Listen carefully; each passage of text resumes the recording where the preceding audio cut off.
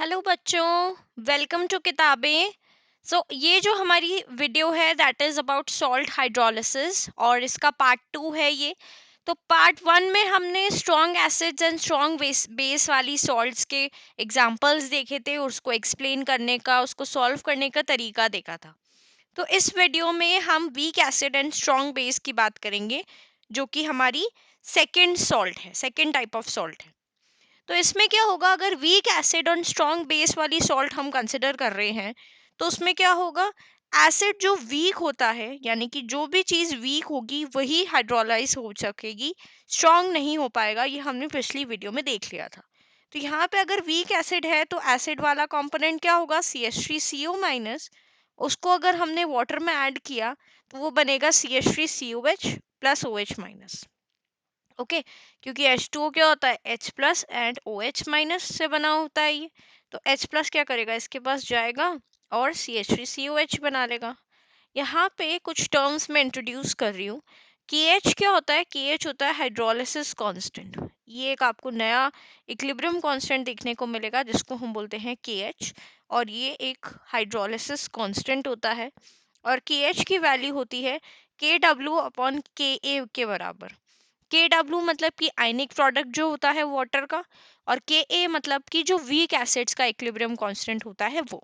तो ये उसके डिनोमिने के डब्ल्यू अपॉन के ए के बराबर होता है।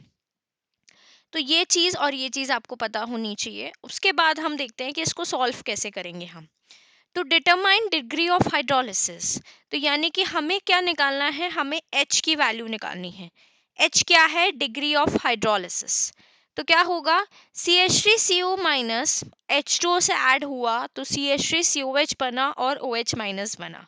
यहाँ पे अगर हम माने कि इनिशियल कंसंट्रेशन इसकी A है, अगर मैं इसकी कंसंट्रेशन मान लूँ कि T इक्वल टू 0 टाइम पे इसकी इनिशियल कंसंट्रेशन A है, वाटर की कंसंट्रेशन 0 मान लेते हैं, इसकी 0, इसकी 0। अब क्या हो रहा है, ये डिग्री ऑफ हाइड्रोलिसिस है। तो हम पता है A इंटू 1 माइनस अल्फा होता था, अल्फा के टर्म्स में हम ऐसे ही लिखते थे। यहाँ पे अल्फा की जगह H आ गया, बस यही चेंजेस किए हैं। तो यहाँ पे क्या हो जाएगा, AH इंटू AH। अब KH क्या होएगा, कोई भी इक्विलिब्रियम कांस्टेंट जब हम लिखने जाते हैं तो हम क्या करते हैं, प्रोडक्ट्स की कंसंट्रेशन न्यूमरेटर में आती है और डिनोमिनेटर में यहाँ पे रिएक्टेंट्स की कंसंट्रेशन आ जाती है। वाटर की कंसंट्रेशन हम कंसिडर नहीं करते हैं। तो KH is equals to CH3COH की concentration into OH minus upon CH3CO minus हो जाएगा। तो ऐसे ही अगर मैं KH को A के टर्म्स में और H के टर्म्स में लिखना चाहूँ तो CH3COH क्या है, AH के बराबर। OH माइनस कितना है, AH के बराबर। CH3CO माइनस कितना है, A इंटू 1 माइनस एच के बराबर, राइट। तो ऊपर क्या हो जाएगा, A square upon H square upon A into 1 minus H. ये A से एक A कट जाएगा तो आपका आंसर आ जाएगा यहाँ पे। मैं ऐसा कंसिडर करती हूँ कि H की वैल्यू बहुत कम होगी, 1 से बहुत कम होगी।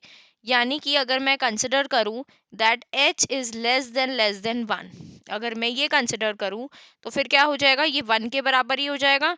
तो ये हो जाएगा AH स्क्वायर। यानी कि अगर हम KH की वैल्यू लिखना चाहें तो KH आ गया AH स्क्वायर के बराबर। ये हमारा फाइनल आंसर हो गया। अब हमें KH तो निकाल लिया, लेकिन हमें निकालना क्या है, हमें H की वैल्यू निकालनी है। हमने देखा था कि डिग्री ऑफ हाइड्रोलिसिस हमें निकालना है। इसको क्या बोलते हैं हम, H को, H होता है डिग्री ऑफ हाइड्रोलिसिस, यानी कि कितना परसेंटेज हाइड्रोलिसिस हो पाया है। तो H की वैल्यू कैसे आएगी, KH अपॉन A का अंडर रूट, यही आएगा ये। तो ये हमारा H निकल गया अगर weak acid and strong base की सॉल्ट होगी तो। ठीक है, H तो निकल गया, पर हमें और भी चीज़ें निकालनी है, लाइक OH माइनस की कंसंट्रेशन। अगर OH माइनस की कंसंट्रेशन देखें तो OH माइनस कितना था, AH। तो क्या हो जाएगा, ये भी AH। A क्या है, A तो A है इनिशियल कंसंट्रेशन। H क्या है, KH upon A under root में, राइट। इसको सॉल्व करेंगे तो आपका आंसर आएगा अंडर रूट में K into KH into A। ये आपका आंसर आएगा। इसको और भी तरीके से लिख सकते हैं, H इज इक्वल्स टू, ये हमें पता है KW अपॉन KA था, जो KH था ये किसके बराबर था, KW upon KA, right.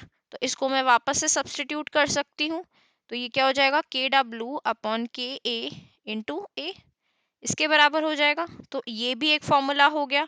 KW के टर्म्स में अगर H को बोलना चाहे तो ये अपना आंसर हो जाएगा। ऐसे ही अगर इस KH को मैं KW और KA के टर्म्स में लिखूं तो ये भी मेरा बन जाएगा A into KW upon KA, तो ये भी मेरा OH माइनस की कंसंट्रेशन हो गया। ऐसे ही मैं H प्लस की कंसंट्रेशन भी लिख सकती हूँ। H प्लस की कंसंट्रेशन क्या हो जाएगी, वापस से AH के बराबर, या फिर इसको ऐसे लिख सकते हैं कि KW अपॉन OH माइनस की कंसंट्रेशन, है ना। क्योंकि KW हमारा क्या होता है, KW क्या होता है, H plus into OH minus, यही होता है। तो अगर OH माइनस लिखना चाहेंगे तो वो क्या आएगा, KW अपन OH माइनस के बराबर। KW क्या है, KW तो KW है, और OH माइनस क्या है ये, तो अंडर रूट में A into KW upon KA, इसके बराबर आएगा। इसको वापस से सॉल्व करते हैं, तो अगर वापस से सॉल्व करेंगे तो आएगा KW into KA upon A, इसके बराबर H प्लस की कंसंट्रेशन आ जाएगी। ठीक है, H प्लस तो आ गया, लेकिन हमें पता है कि pH क्या होता है, pH होता है minus of log of H plus, इसके बराबर होता है। H प्लस हमने पिछली स्लाइड में निकाला है, तो जब हम pH निकालने जाएंगे तो ध्यान से देखना, सबसे इम्पोर्टेंट एक फॉर्मूला निकल के आ रहा है, वो आएगा half log PKW plus PKA plus log A, इसका लॉग हट जाएगा यहाँ पे, लॉग ए, ये एक फॉर्मूला निकल के आएगा।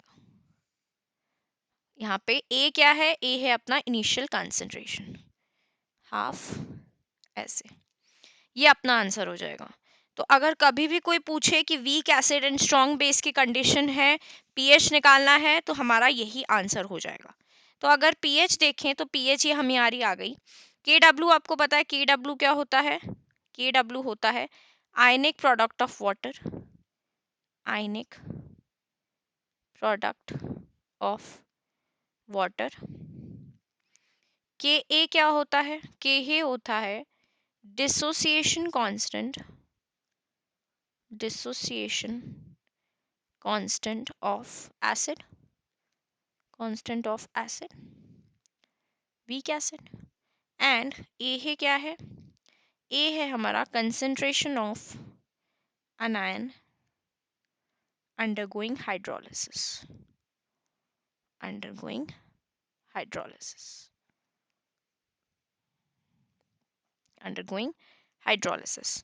तो ये हमारी चीज़ हो गई, जब हमें weak acid and strong base की कंडीशन दे रखी हो तो हम इस तरीके से क्वेश्चन को सॉल्व कर सकते हैं और पीएच की वैल्यू निकाल सकते हैं।